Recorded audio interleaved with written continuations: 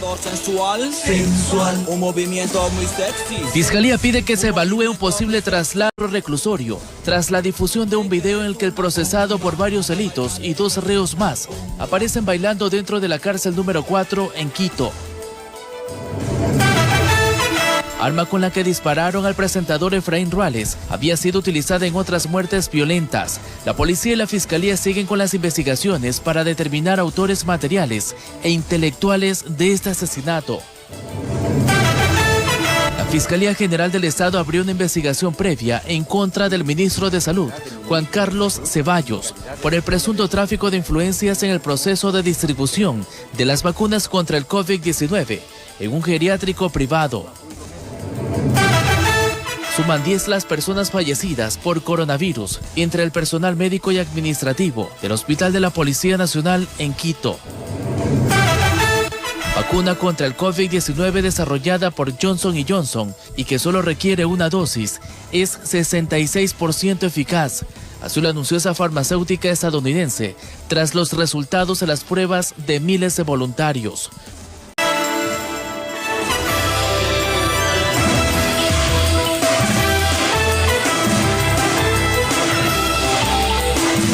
El 29 de enero, amables televidentes, buenas noches y bienvenidos. Enseguida las noticias más destacadas. Compañeros, ¿cómo están? ¿Qué tal, Ana y Charlie? Muy buenas noches y bienvenidos, amigos televidentes. Así es, compañeras, amigos televidentes, buenas noches y mucha atención a las siguientes imágenes. Iniciamos de esta manera. Clausuran prostíbulo clandestino que funcionaba en una vivienda en el norte de Guayaquil. Los detalles de este operativo en instantes. Además, tras la divulgación de un video, las autoridades suspendieron una fiesta con 300 personas que irrespetaban las medidas de bioseguridad. La ampliación de esta información más adelante. Iniciamos con esta noticia. Se difunde un video en el que el procesado por varios delitos, Daniel Salcedo, y 2 reos más realizan una coreografía y para cuya grabación evidentemente fue utilizado un dispositivo electrónico dentro de la cárcel 4 de Quito. La Fiscalía pide que se evalúe un posible traslado a otro reclusorio. La SNAI anunció sanciones disciplinarias. El 28 de julio del año anterior, Daniel Salcedo fue trasladado desde Guayaquil hacia Quito en una ambulancia y en camilla. Luego le realizaron varios chequeos médicos. Luego pasó a la cárcel del Inca y posteriormente a la número 4 de la capital. Pero ese viernes 29 de enero se conoció un video en el que ahora se lo ve haciendo TikTok. Un movimiento muy sexy. Y así se viralizó ese material audiovisual. Desde aquel reclusorio, Salcedo aparece bailando junto a otras 2 personas. Como observan, ya está recuperado de sus problemas médicos ocasionados del accidente aéreo en Perú en el que intentó fugar junto a otros ciudadanos. Él aquí utiliza un dispositivo electrónico que es prohibido ingresar a las cárceles del país. Un movimiento muy sexy. Por su parte, el Servicio Nacional de Atención Integral a Personas Adultas, Privadas de la Libertad y Adolescentes Infractores, SNAI, confirmó que el video fue grabado en la cárcel número 4, pero que aún no se determina la fecha. Señala que se impondrán sanciones disciplinarias correspondientes, según la normativa legal vigente, ante este tipo de conductas inapropiadas, que vulneran la seguridad del centro y del resto de la población penitenciaria. Mientras que la Fiscalía en un comunicado solicita que se efectúe, a la brevedad que amerita el caso, un estudio de seguridad que determine la pertinencia de su reclusión en este centro de rehabilitación y se evalúe un posible traslado a otro centro que garantice su permanencia. Para Ricardo Camacho, ex subsecretario de Rehabilitación, esto podría considerarse desde una infracción para el PPL, como también un delito. Ingresar una tablet, ingresar un teléfono celular es un delito que se califica en flagrancia.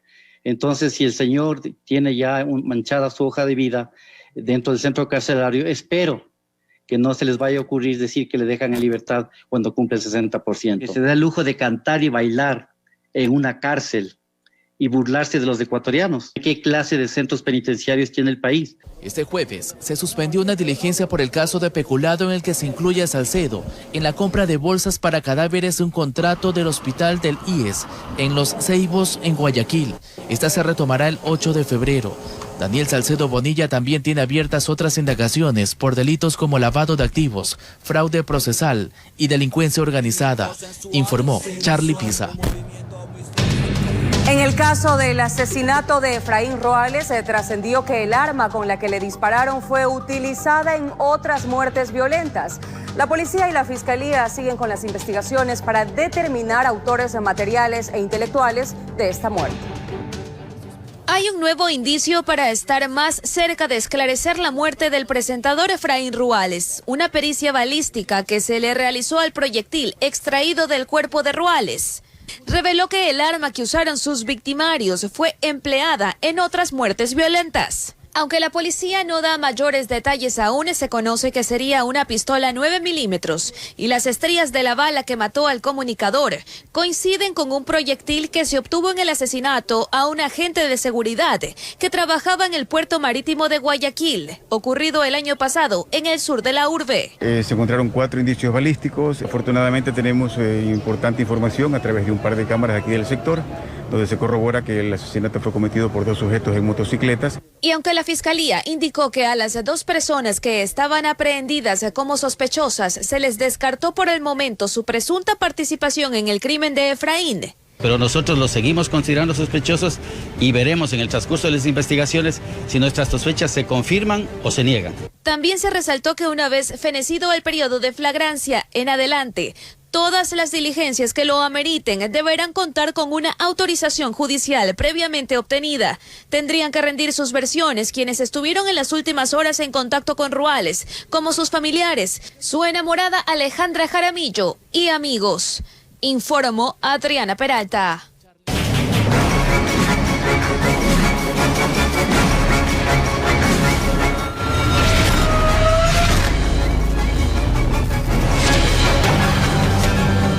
Y mucha atención, según la Unidad de Delitos Cibernéticos de la Policía Judicial, hay un repunte de denuncias de prostitución clandestina en Internet a través de una página web e incluso por plataformas virtuales. En las últimas horas, el municipio de Guayaquil clausuró un burdel clandestino donde también establecían contactos a través de las redes sociales. La pandemia también golpea a los negocios de luna llena y ante ese eclipse, Internet. Hay páginas que ofrecen servicios de manera clandestina, pero no son de libre acceso. Lo sabe la policía. Son relacionadas a lo que es OnlyFans, donde tienen que tener un acceso, un registro y también realizar un pago como una suscripción. Una prueba del surgimiento de esta actividad ilícita es la acción emprendida por el municipio en las últimas horas. El personal tuvo acceso al sistema de internet que hay allí, de las computadoras, y vieron cómo allí se anuncia en una página para tanto llevar señoritas al sitio como a los clientes en ese lugar. Según el mayor Zarzosa, más que un negocio ilegal de lujuria, una trastienda que instrumentaliza el anzuelo con otros fines. Y la principal modalidad es el tema de buscar una estafa, ¿no? A través de promocionar los posibles servicios sexuales, suplantando imágenes de personas efectivamente reales, pero que son robadas en el sentido de las redes sociales. Dulces sueños virtuales, algo que ha empezado a denunciarse de manera permanente en la Fiscalía, junto a delitos similares. De forma global en delitos informáticos, porque de ahí podemos ir disgregando, pero se ha potencializado a un 80% en comparación en este caso del anterior año. Y también separamos el tema de la pornografía infantil, que también hemos tenido un aumento significativo, que ya vamos cerca del 35% de aumento en comparación del 2019. Informó Jorge Escobar. Un video que circuló por redes sociales sobre un festejo en un club junto a la Escuela de Formación de la Comisión de Tránsito del Ecuador alertó al Departamento de Justicia y Vigilancia del municipio, que procedió a clausurar el evento. Las autoridades de la CTE se refirieron al tema. Escuchemos sus versiones. Este video fue grabado durante horas de la tarde en el club que está junto a la Escuela de Formación de la Comisión de Tránsito del Ecuador en Guayaquil. Un festejo se llevaba a cabo, el mismo que después de captado fue subido a redes sociales. Luego de esto llegaron autoridades del Departamento de Justicia y Vigilancia del municipio para aplicar sanciones. Paralizamos una fiesta que se estaba realizando en el club de oficiales de la CTE a la altura del terminal terrestre y continuamos hasta la medianoche viendo el cumplimiento de las medidas de bioseguridad que se han dispuesto tanto por la ordenanza correspondiente, así como por el Código Cantonal de Guayaquil. Autoridades de la CTE se manifestaron respecto a este tema. Aseguran que el evento no fue organizado por parte de la entidad de tránsito. Es más, el sitio está junto a la escuela formativa. Sin embargo, se trataría de un club independiente. Sí, existe un club de oficiales que es un club social y deportivo privado. No forma parte de la Comisión de Tránsito del Ecuador. Obviamente, quienes lo integran son socios oficiales de la institución, pero ese club fue alquilado. Como siempre lo alquilan para distintos eventos, fue alquilado. Pero que dentro de la fiesta hubo agentes de la Comisión de Tránsito y por ello ya se están realizando las investigaciones respectivas. Las sanciones se darán dentro de poco. Hay indicios de que oficiales de la institución estuvieron en ese evento que después, tengo entendido, fue una fiesta y lo que conllevó a que se dio los hechos que es de dominio público, que luego fue clausurado por justicia y vigilancia. Informó Julio César Saona. El rector de la Universidad de Guayaquil, Roberto Pazley, dio su criterio tras lo dispuesto por un tribunal penal que declaró inocentes a 5 personas que estaban acusadas en el caso de los atentados terroristas ocurridos en ese centro de estudios superiores en agosto de 2019. Autoridades de la universidad apelarán esta decisión. Veamos.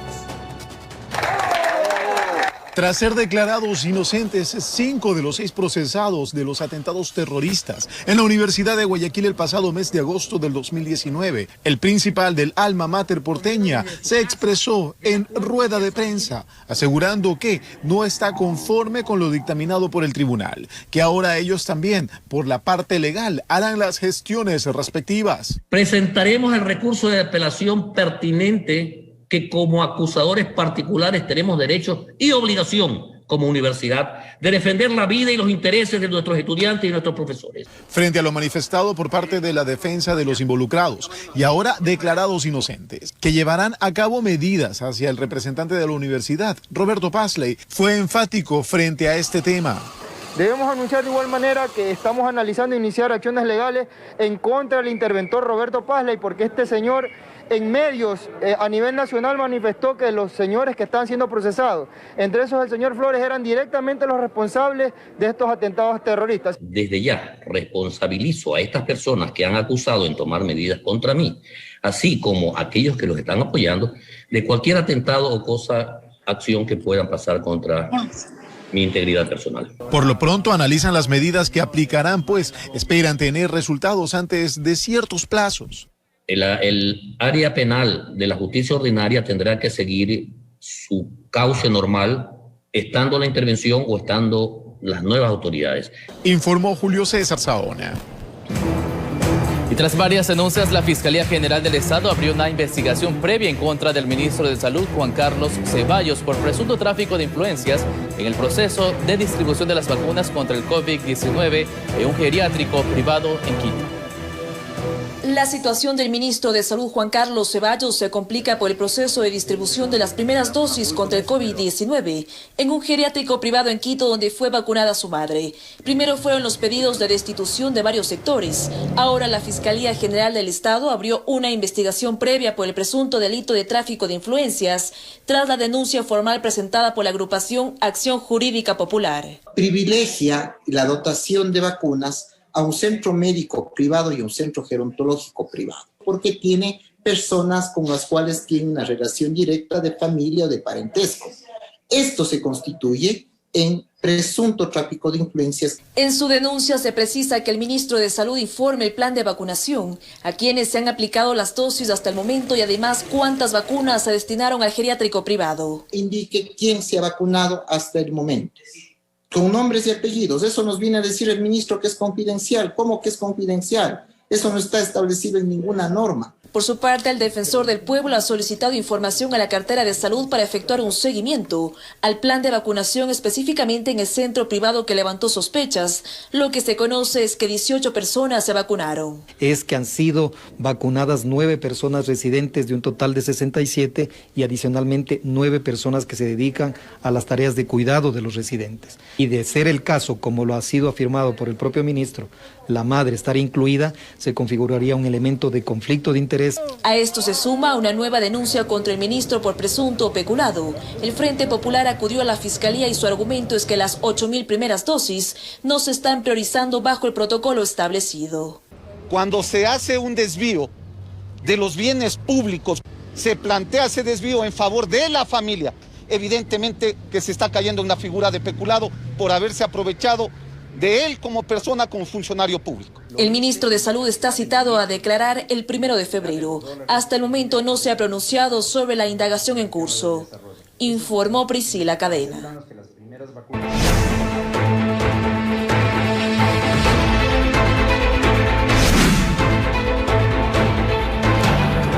Ya suman 10 las personas fallecidas por coronavirus entre personal médico y administrativo en el Hospital de la Policía Nacional en Quito.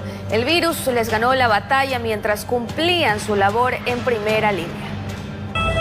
Como homenaje de gratitud y reconocimiento a un caballero de la paz por su invaluable labor en favor del resto de la institución policial, entregada durante 17 años con profesionalismo. Es el momento en el que el Hospital de la Policía Nacional en Quito otorga un reconocimiento a los 17 años de labor entregados por el sargento segundo Nelson Criollo a esta casa de salud. Lamentablemente, poco después de este emotivo evento, a sus 39 años, perdió la batalla contra el coronavirus. Es lamentable, tuvimos el fallecimiento. Nelson estaba en el área administrativa, sin embargo se contagió. Y lamentablemente una persona joven. Un hijo, amigo, esposo, padre de 3 pequeños y sostén de hogar, partió en su intento por contribuir en cada esfuerzo que aquí se hace para salvar vidas. Según detalló el director de este hospital, Javier Buitrón, con él suman 10 funcionarios que mueren por COVID-19. Es muy triste. Es muy doloroso, más aún cuando las personas han estado cerca de usted, han estado luchando, han estado haciendo las cosas positivas por ayudar al prójimo. El dolor de nosotros como personas, como seres humanos, también lo sentimos en el alma. Sentimientos que embargan al personal de esta institución en medio de un aumento de pacientes. Un tanto crítica, en el sentido de que nuestro hospital se está llenando. El mes de diciembre estuvimos a la baja los primeros días, pero sin embargo tenemos una tendencia alcista. Aquí en el Hospital de la Policía en Quito, como ya ocurre en otras casas de salud, también se ha evidenciado que las personas que llegan en busca de atención presentan un cuadro incluso más crítico del que se pudo registrar en los meses en los que se tuvo los picos más altos de contagio. Llegan con los pulmones colapsados, siguieron tratamientos en sus propios domicilios que tal vez no son los adecuados, lo hicieron bajo recomendaciones de amigos. Una compleja situación que señala ha dejado como resultado que el nivel de mortalidad aumente. Hasta los primeros días del mes de diciembre teníamos alrededor de 100 personas que fallecieron. Actualmente 40 personas han fallecido durante estos 2 meses. Los 24 espacios con los que cuentan en la unidad de cuidados intensivos están llenos y de las 92 camas de hospitalización únicamente quedan 12. En Quito informó Adriana Rojas. Y ahora les contamos que la nueva ola migratoria de venezolanos que intenta ingresar a Perú desde nuestro país pone en serios apuros a autoridades ecuatorianas y peruanas. Las calles y plazas de Huaquillas se han convertido en refugios temporales de los extranjeros. El Consejo Sectorial Fronterizo analiza la posibilidad de crear un puente humanitario. Cada vez son más los migrantes venezolanos que se acumulan en Huaquillas buscando llegar a Perú. Militares y tanques de guerra del vecino del sur custodian la frontera que prácticamente está blindada para impedir el ingreso de los extranjeros. Frente a esta problemática, el ministro de Defensa de Ecuador barajó la posibilidad de un puente humanitario, acogiendo la sugerencia del alcalde de Huaquillas. Esa es una alternativa, unas alternativas que no estamos considerándole como una decisión, porque es una demanda social. Sería una de las opciones viables para resolver la aglomeración de migrantes venezolanos en el cantón fronterizo, que por ahora prácticamente se han tomado las calles y plazas de la ciudad de Huaquillas. Huaquillas vive del día a día, del intercambio comercial, y en este momento ya se ha convertido en un gran problema social.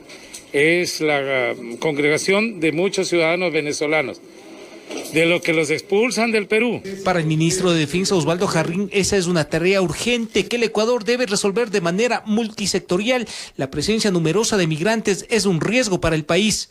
La migración es una situación de riesgo para la población, asunto de derechos humanos, y que puede pasar a ser un conflicto, que tiene que ser solucionado, sí, yo lo dije, no militarmente, no es un problema militar. Indicó además que en el 19º Gabinete Sectorial se analizará la propuesta del alcalde de Huaquillas y otras opciones para controlar e intentar solucionar la nueva ola migratoria. El que esté durmiendo en condiciones inhumanas es un problema, pero ese problema tiene que ser solucionado con políticas públicas intersectoriales de derechos humanos, de migración, de atención social, de salud. Mientras los extranjeros no tienen la menor intención de volver a su país, buscan llegar a Perú otros dicen que a Chile, incluso a Argentina, y que si tienen que utilizar pasos clandestinos, están dispuestos a correr los riesgos. En Perú tengo mi familia, mi mamá, tengo mi hermano, tengo unos tíos, e incluso yo estuve en Perú hace como año y medio. Las dos fronteras están cerradas desde marzo del año pasado por la pandemia,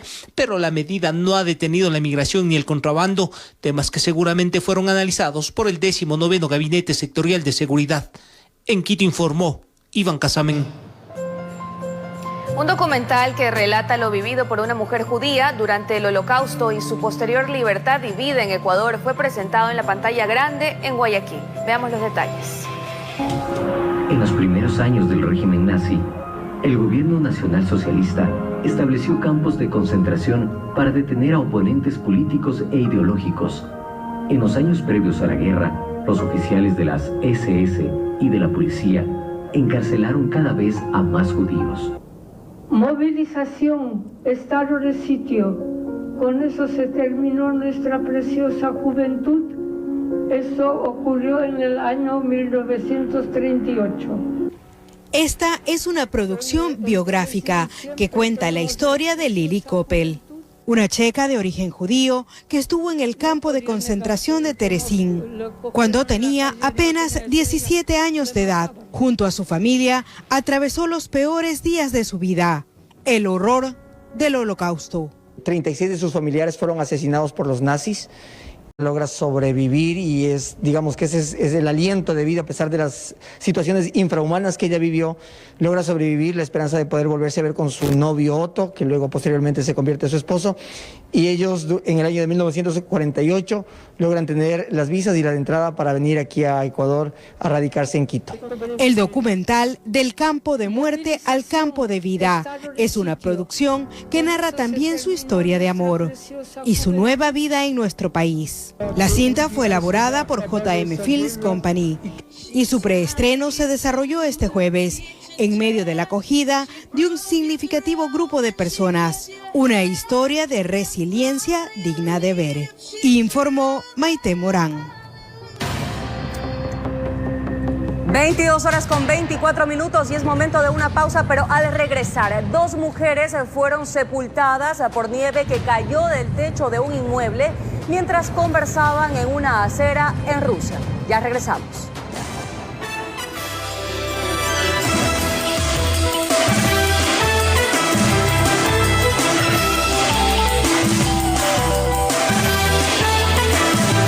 Y en temas nacionales, el Consejo Nacional Electoral todavía no toma una decisión sobre la posibilidad de que la elección de parlamentarios andinos se postergue. Tampoco se sabe la suerte que correrán los ecuatorianos que quieren votar en el exterior y no lo podrían hacer por las restricciones de algunos países debido al COVID-19.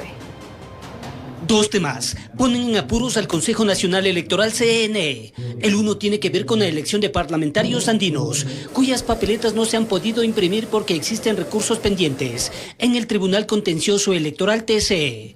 Situación que se agudiza una vez que en las últimas horas la organización política Justicia Social presentó otra acción. Presentación de recurso, no sé si decirlo de mala fe que hace el organismo político o porque la ley lo ampara. Bueno, tienen derecho, está dentro de los recursos. Además del derecho hay cierto tema de no permitir las elecciones. Es una clara intención de boicotear el proceso electoral que tiene lamentablemente un partido político, y nosotros no podemos permitir como ciudadanos responsables y como autoridades electorales que el interés de uno o dos personas pueda estar por encima de los derechos de participación política. Con los tiempos de encima, la salida sería postergar el sufragio de esa dignidad, amparados en lo que establece la ley y la respuesta que les dio la Procuraduría General del Estado. Aquí se podría aplicar la fuerza mayor. Hemos visto en otros procesos cuando ha habido problemas de las papeletas, quema de urnas, etcétera, las elecciones se hacen en otra fecha que el Consejo Electoral determina. Si no existe segunda vuelta, el Consejo Electoral determinará la fecha. Es una posibilidad que lo estamos analizando jurídicamente, sin embargo, todavía no se ha dicho la última palabra respecto a la elección de parlamentarios andinos. El otro dolor de cabeza que tiene el máximo organismo electoral está ligado a la imposibilidad que tendrían los ecuatorianos de votar el próximo 7 de febrero en el exterior, por las restricciones que existen en algunos países como Panamá, por el COVID-19.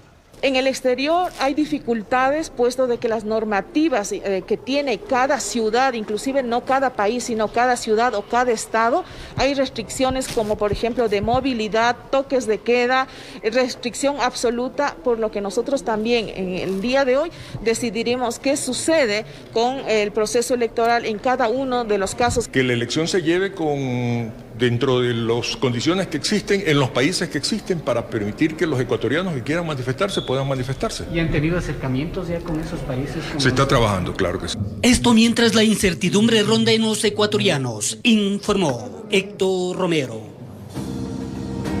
Y con el fin de colaborar con las personas con discapacidad, la Unión de Taxis del Guayas, en conjunto con el CONADIS, elaboraron un plan para movilizar de forma gratuita a ese grupo de personas durante las elecciones. 300 ciudadanos se han acogido a esta iniciativa. A pocos días de las elecciones, el CONADIS, en conjunto con la Unión de Taxistas del Guayas, alistan los últimos detalles para el sufragio de las personas con discapacidad. Esto tras la inscripción al servicio gratuito de movilización, desde el domicilio hasta el recinto electoral. Sí, ellos a través del CONADIS se inscriben aquí en la Unión de Taxis, indicando el número de cédula, indicando el domicilio, indicando el lugar donde sufraga, para que el compañero taxista que está inscrito aquí en la Unión de Taxis lo vaya a retirar a su domicilio y lo lleve a sufragar.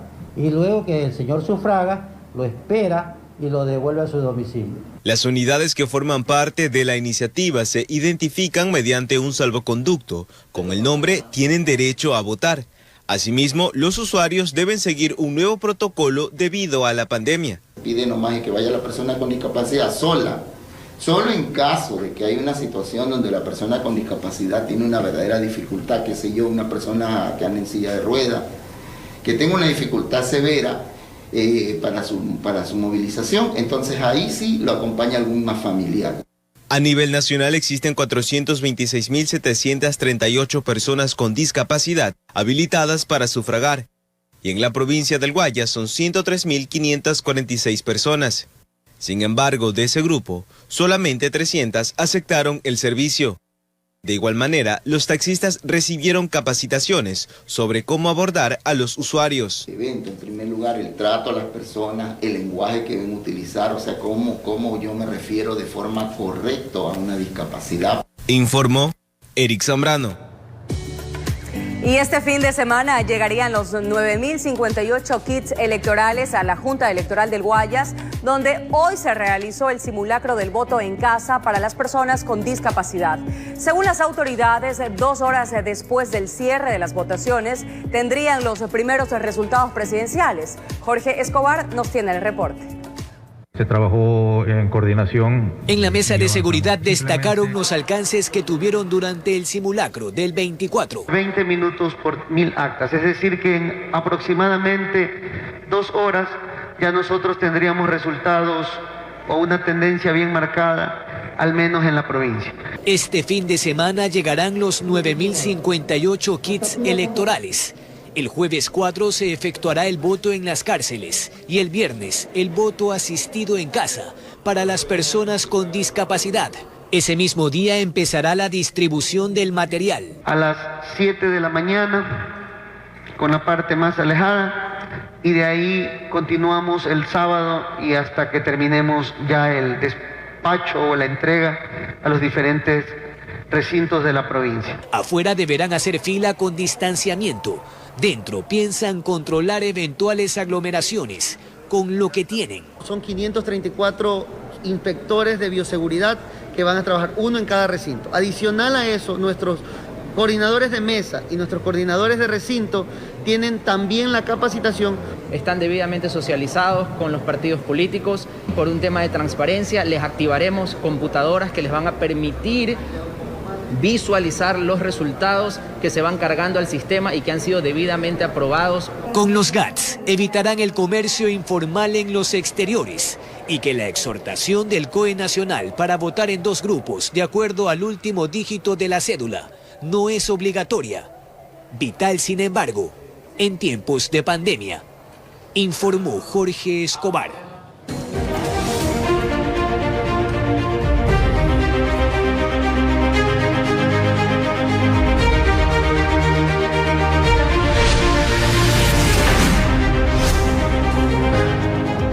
En el segmento Conociendo al Candidato finalizamos la semana con el aspirante a la presidencia de la República por el movimiento Construye Lista 25, Juan Fernando Velasco.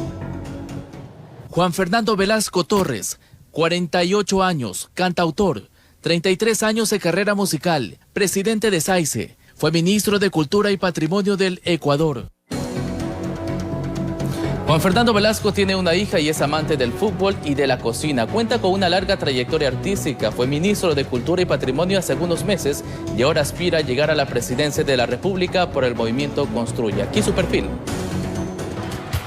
Dueño de una voz muy conocida en el país. Sus éxitos como Chao Lola, Para que no me olvides, Hoy que no estás, entre otros, marcaron la carrera musical de Juan Fernando Velasco, quien nos recibe en su casa.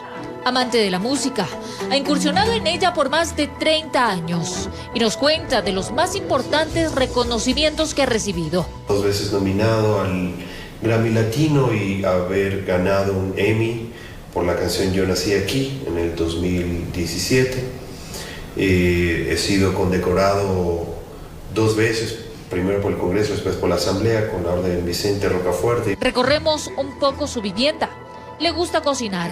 Las parrilladas son su especialidad, pues cuando está aquí comparte el tiempo con su familia, su novia y su hija de 27 años. No importa si uno puede tener el peor día del mundo, que llega y hablas con él 1 minuto y ya te cambió el día.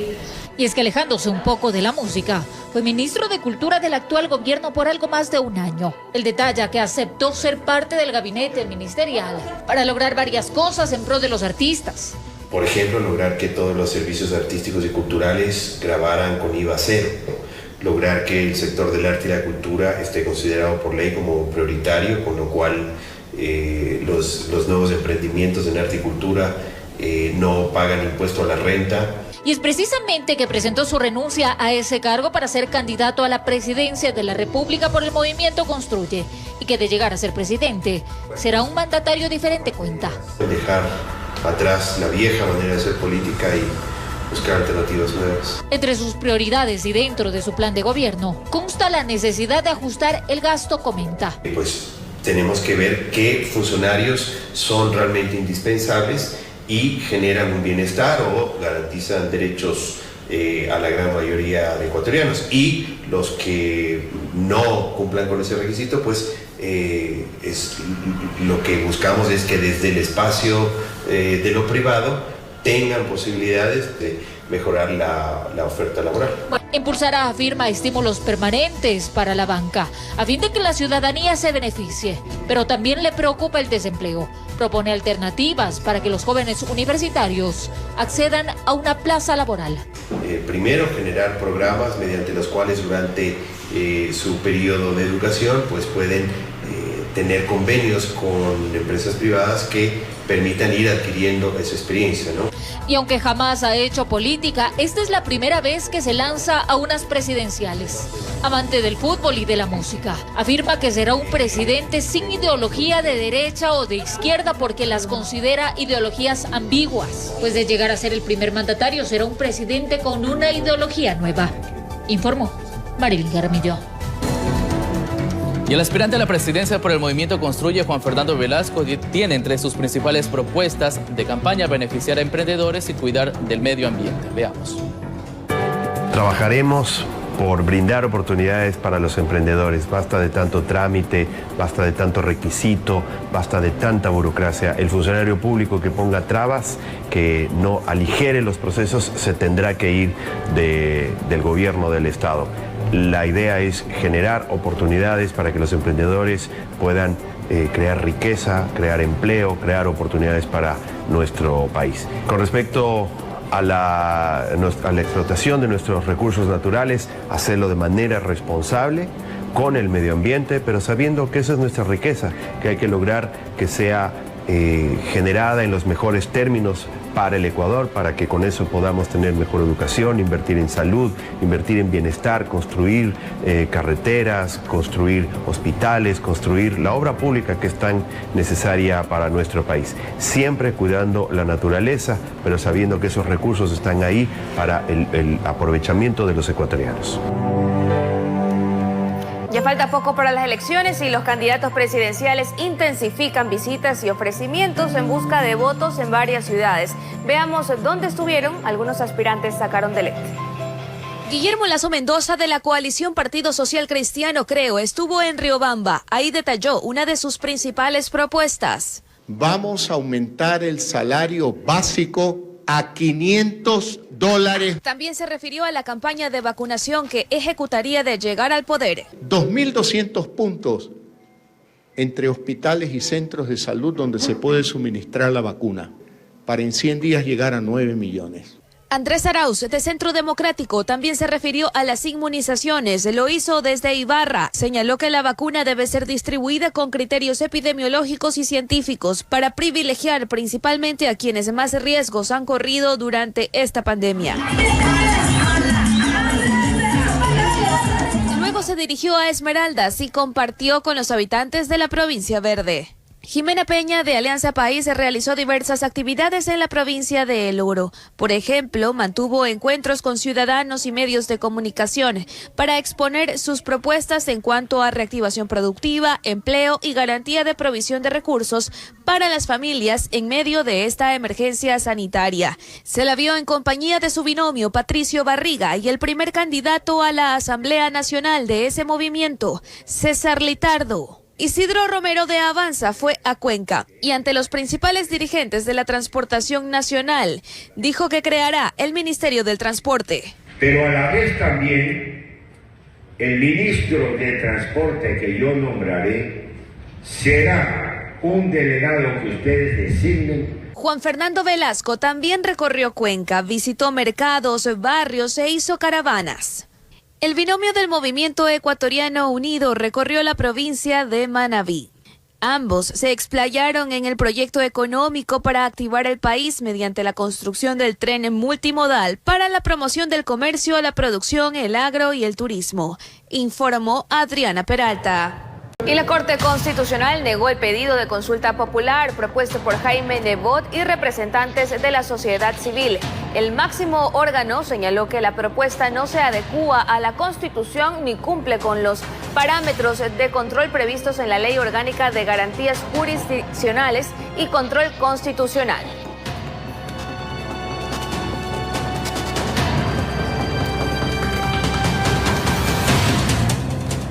Y más adelante, los detalles de la explosión azul que se realizó en Guayaquil. Emelec ya tiene a su nueva plantilla. Los detalles al volver.